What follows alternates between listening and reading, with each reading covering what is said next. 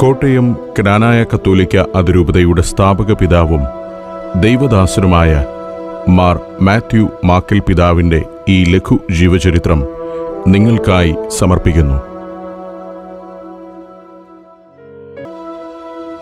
കോട്ടയം ജില്ലയിലെ മാഞ്ഞൂർ എന്ന ഗ്രാമത്തിൽ മാക്കിൽ പുത്തൻപുരയിൽ തൊമ്മൻ്റെയും അന്നയുടെയും മൂന്നാമത്തെ മകനായി 1851 മാർച്ച് 27-ാം തീയതി മാത്യു മാക്കൽ ജനിച്ചു.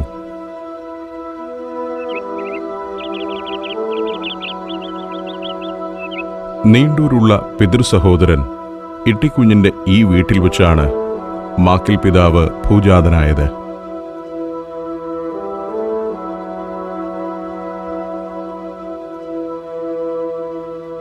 പിതാവ് ജനിച്ചു വീണ മുറി ഇന്നും കുടുംബാംഗങ്ങൾ കാത്തുസൂക്ഷിക്കുന്നു. രാജയോഗ മുഹൂർത്തത്തിൽ ജനിച്ച കുട്ടി വലിയ പദവികൾ വഹിക്കുമെന്ന് ജനന സമയത്തു തന്നെ വിജ്ഞാനികൾ പ്രവചിച്ചിരുന്നു. കാലത്ത് മാഞ്ഞ പ്രദേശത്ത് ഒരു പകർച്ചവ്യാധി പടർന്നു പിടിച്ചതുകൊണ്ട് പിതാവിൻ്റെ മാതാപിതാക്കന്മാര് പിതൃസഹോദരന്റെ വീട്ടിലേക്ക് വരികയും ഇവിടെ വെച്ച് പ്രസവം നടക്കുകയും ചെയ്തു. പിതൃസഹോദരൻ യൗസേപ്പ് കത്തനാരാണ് കൈപ്പുഴ പള്ളിയിൽ വെച്ച് കുഞ്ഞിന് ജ്ഞാനസ്നാനം നൽകിയത്. ചെറുപ്പം മുതലേ പൗരോഹിത്യ ജീവിതത്തോട് വലിയ താൽപ്പര്യമുള്ള വ്യക്തിയായിരുന്നു മാത്യു മാക്കൽ.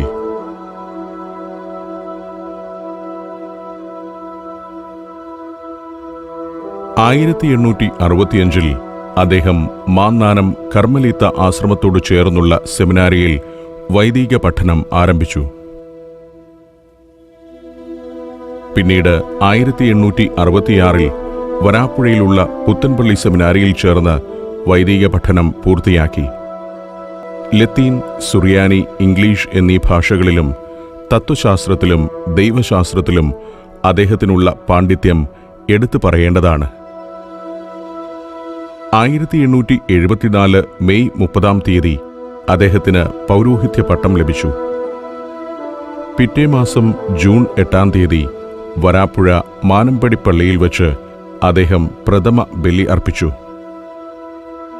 വൈദിക പഠനം നടത്തിയ പുത്തൻപള്ളി സെമിനാരിയിൽ തന്നെ അദ്ദേഹത്തിന് സുറിയാനി അധ്യാപകനായി ആദ്യ നിയമനം ലഭിച്ചു.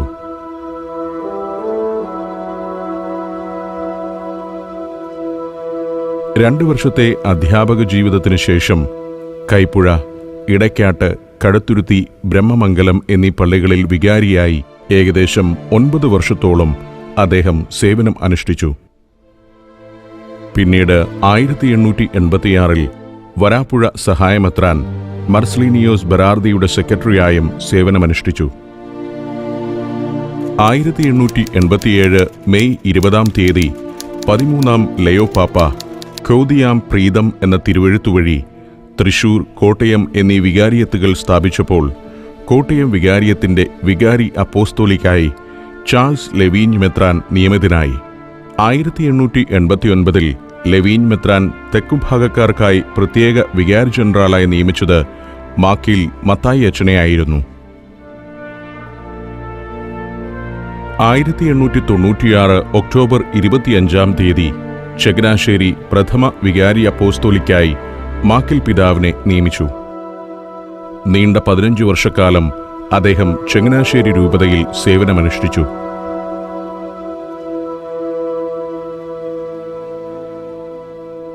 16 നൂറ്റാണ്ടുകളായി കാത്തുസൂക്ഷിച്ചുവരുന്ന ക്നാനായ സമുദായത്തിന്റെ തനിമ നിലനിർത്തുന്നതിനും സ്വന്തമായി ഒരു വികാരിയത്ത് അനുവദിച്ചു കിട്ടുന്നതിനു വേണ്ടി എറണാകുളത്തെയും തൃശൂരിലെയും മെത്രാന്മാരായ ലൂയിസ് പഴയപറമ്പിൽ, യോഹന്നാൻ മേനാച്ചേരി എന്നിവരോട് ചേർന്ന് മാക്കിൽ പിതാവ് തയ്യാറാക്കിയ ഒരു സംയുക്ത നിവേദനവും കൊണ്ട് 1911 ഏപ്രിൽ മാസത്തിൽ റോമിലേക്ക് പോവുകയും 10-ാം പിയൂസ് മാർപ്പാപ്പയെ നേരിൽ കാണുകയും ചെയ്തു.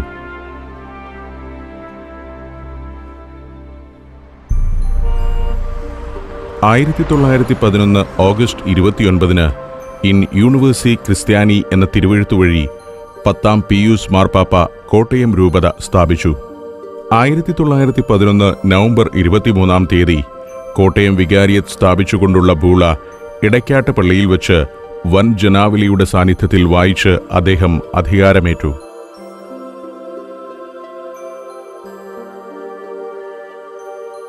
ഏവരോടും ഹൃദയപൂർവ്വം ക്ഷമിക്കുവാനും അവർക്ക് വേണ്ടി പ്രാർത്ഥിക്കുന്നതിനും സഭയുടെ സമഗ്ര വളർച്ചയ്ക്കും ഐക്യത്തിനും വേണ്ടി കഠിനാധ്വാനം ചെയ്യുവാനും പിതാവ് സദാ സന്നദ്ധനായിരുന്നു.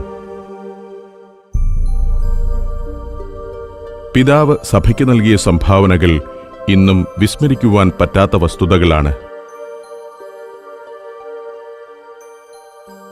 1892 ജൂൺ 24 ജ്ഞാനായ ജനതയുടെ ആത്മീയ ഉണർവ് മുന്നിൽ കണ്ടുകൊണ്ട് കൈപ്പുഴയിൽ അദ്ദേഹം സ്ഥാപിച്ച വിസിറ്റേഷൻ സന്യാസി സമൂഹം അദ്ദേഹത്തിന്റെ സന്യാസ ദർശനത്തിന്റെ തെളിവാണ്.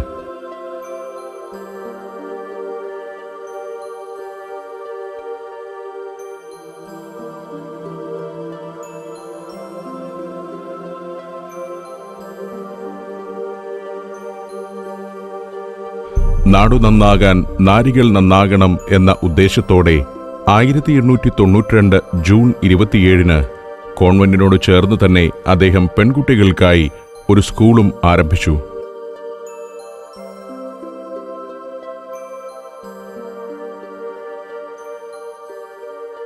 കോട്ടയം രൂപതയുടെ പ്രഥമ വികാരി അപ്പസ്തോലിക്കയായി സ്ഥാനമേറ്റ മാർ മാത്യു മാക്കീൽ പിതാവ് കോട്ടയം അതിരൂപതയെ സംബന്ധിച്ച് മാത്രമല്ല കേരള സഭയ്ക്ക് ആകമാനം സമഗ്രമായ ഒരു വളർച്ചയ്ക്ക് അടിസ്ഥാനമിട്ടു എന്ന് പറയുന്നതിൽ ഏറെ അഭിമാനവും സന്തോഷവുമുണ്ട്. അതിൽ പ്രധാനമായിട്ട് പറയുവാനായിട്ടുള്ളത് പെൺകുട്ടികളുടെ വിദ്യാഭ്യാസം ഒട്ടും തന്നെ ഇല്ലാതിരുന്ന അല്ലെങ്കിൽ നിഷിദ്ധമായി തന്നെ കരുതിയിരുന്ന ഒരു കാലഘട്ടത്തിൽ പെൺകുട്ടികളുടെ വിദ്യാഭ്യാസത്തിന് വേണ്ടി ഒരു UP സ്കൂൾ കൈപ്പുഴയിൽ സ്ഥാപിക്കുകയും ആ പെൺകുട്ടികളുടെ വിദ്യാഭ്യാസം പുരോഗമിക്കുന്നതിനും പരിപോഷിപ്പിക്കുന്നതിനും വേണ്ടി ഒരു കന്യകാലയം, അതായത് വിസിറ്റേഷൻ സന്യാസ സമൂഹം കൈപ്പുഴയിൽ സ്ഥാപിതമാവുകയും ചെയ്തു.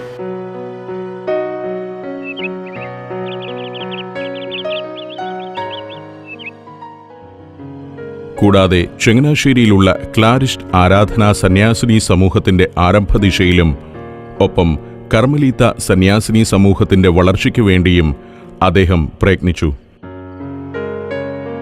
കേരള സഭയ്ക്ക് നിയതമായ ഒരു നിയമസംഹിത 1903 ദക്രേത്ത് പുസ്തകം വഴി നൽകിയത് ഒരു വലിയ സംഭാവനയാണ്.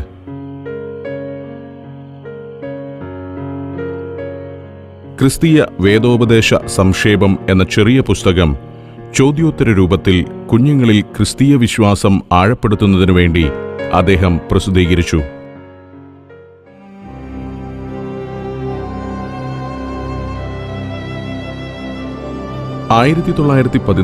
ജനുവരി 26 വൈകുന്നേരം 4:30 മണിക്ക് അഭിവന്യ പിതാവ് നിത്യതയിലേക്ക് പ്രവേശിച്ചു.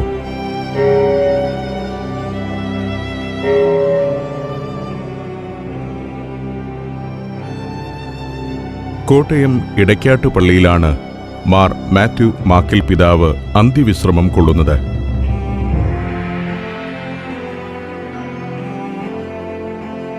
പള്ളിയിലെ അൾത്താരയുടെ തൊട്ടുമുന്നിൽ തന്നെയാണ് കല്ലറ സ്ഥിതി ചെയ്യുന്നത്.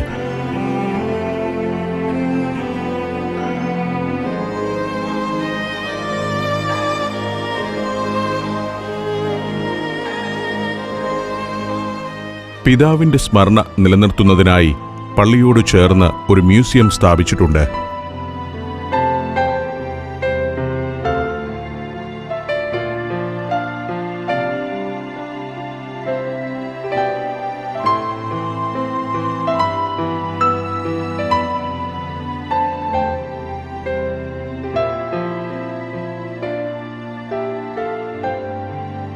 മാക്കിൽ പിതാവിന്റെ തിരുശേഷിപ്പുകളായ തിരുവസ്ത്രങ്ങളും കുരിശും മാലയും കാസയും പീലാസയും പിതാവ് ഉപയോഗിച്ചിരുന്ന മറ്റു വസ്തുക്കളും ഇന്നും ഈ മ്യൂസിയത്തിൽ കാത്തുസൂക്ഷിക്കുന്നു.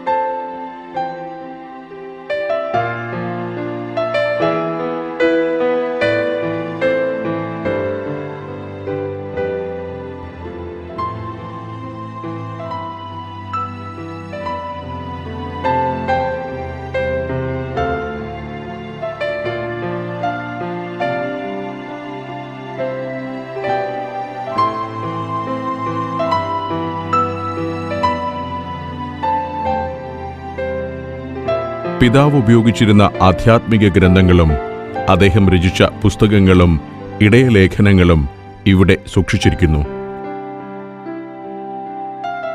പിതാവിന്റെ അനുഗ്രഹം അനുഭവിച്ചറിഞ്ഞവരുടെ ഉപകാരസ്മരണകളുടെ കുറിപ്പുകളും ഇവിടെ കാണാം. എൻ്റെ പേര് സ്മിതേഷ്. ഞാൻ ഉസ്മാനിലാണ് താമസിക്കുന്നത്.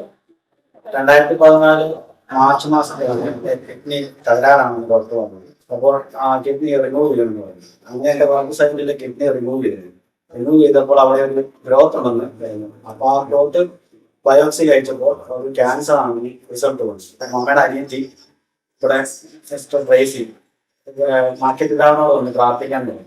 അന്ന് മുതൽ ഞാൻ ഈ മാർക്കറ്റിലാവിന്റെ കപ്പത്തിൽ അത് പ്രാർത്ഥിച്ചതിന്റെ ഫലമായിട്ട് എന്റെ കുഞ്ഞിന്റെ രോഗം 3-ാം വയസ്സ് ഉൾപ്പെട്ടു. അത് ഡോക്ടർ പറഞ്ഞു 12 കീമോ എടുക്കണമെന്ന് പറഞ്ഞു.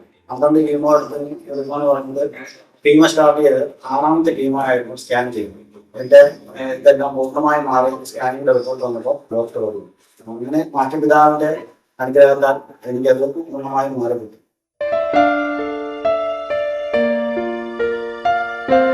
ഈ മ്യൂസിയത്തിന്റെ ചുമതലയും പിതാവിന്റെ നാമകരണ നടപടികളുടെ പോസ്റ്റ്ലേറ്ററുമായ സിസ്റ്റർ ഡോക്ടർ മേഴ്സിലിറ്റ് SVMന്റെ വാക്കുകളിലേക്ക്.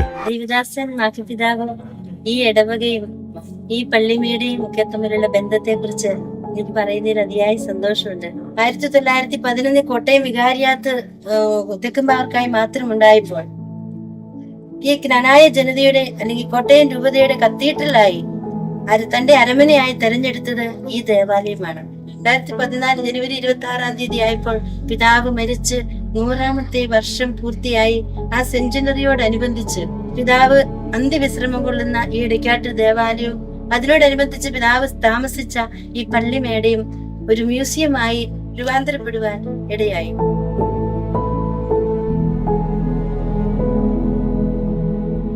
മഹത്തായ ഒരു ത്യാഗത്തിന്റെയും വലിയ സമർപ്പണത്തിന്റെയും ജീവിതകഥയാണ് മാക്കിൽ പിതാവിനെ പറ്റി പറയുന്നത്. കാരണം ചങ്ങനാശ്ശേരിയിലെ ഏറ്റവും മനോഹരമായ ഏറ്റവും ബൃഹത്തായ ഒരു വൈദിക മന്ദിരം ഉപേക്ഷിച്ചിട്ട് കോട്ടയത്തെ ഈ ഇടയ്ക്കാട്ട് പള്ളിയിലേക്ക് താമസം മാറ്റാൻ പിതാവിനെ പ്രേരിപ്പിച്ചത് സമുദായത്തോടുള്ള ഉത്കടമായ സ്നേഹം കൊണ്ട് മാത്രമാണ്. പിതാവ് കോട്ടയം കാനായക്കാർക്ക് വേണ്ടി ഒരു രൂപത സ്ഥാപിച്ചു കിട്ടുന്നതിന് വേണ്ടി ചെയ്ത മഹത്തായ ത്യാഗങ്ങളെയും സഹിച്ച പ്രയാസങ്ങളെയും വളരെ അഭിമാനത്തോടുകൂടി ഞങ്ങൾ ഓർക്കുന്നു. 2009 ജനുവരി 26-ാം തീയതി മാക്കിൽ പിതാവ് ദേവദാസനായി ഉയർത്തപ്പെട്ടു. മാക്കിൽ പിതാവിന്റെ നാമകരണ നടപടികളുടെ പോസ്റ്റ്ലേറ്റർ ഉത്തരവാദിത്തം എന്നെ ഏൽപ്പിച്ചതിനാണ് പിതാവിനെ കുറിച്ച് കൂടുതൽ പഠിക്കുവാനും രേഖകളൊക്കെ തയ്യാറാക്കുവാനും എനിക്ക് ഭാഗ്യം ലഭിച്ചത്. ഈ പഠനത്തിന്റെ എല്ലാം വെളിച്ചത്തിൽ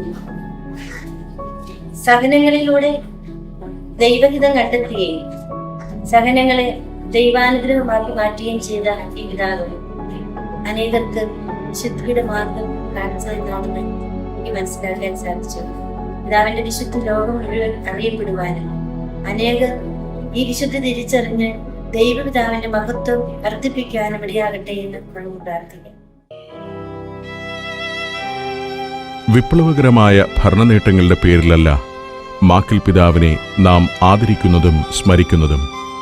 പിന്നെയോ വലിയ സമുദായങ്ങളുടെ വിവിധ മേഖലകളിൽ വേദനയും ബുദ്ധിമുട്ടും അനുഭവിച്ചു കഴിഞ്ഞിരുന്ന സ്വന്തം സമുദായത്തെ ഒന്നിപ്പിച്ച് അവരുടെ തനിമയും പൈതൃകവും കൂട്ടായ്മയും സംരക്ഷിക്കുന്നതിനായി സ്വന്തമായി ഒരു വികാരിയത്ത് രൂപീകരിച്ചതിൻ്റെ പേരിൽ കൂടിയാണ്.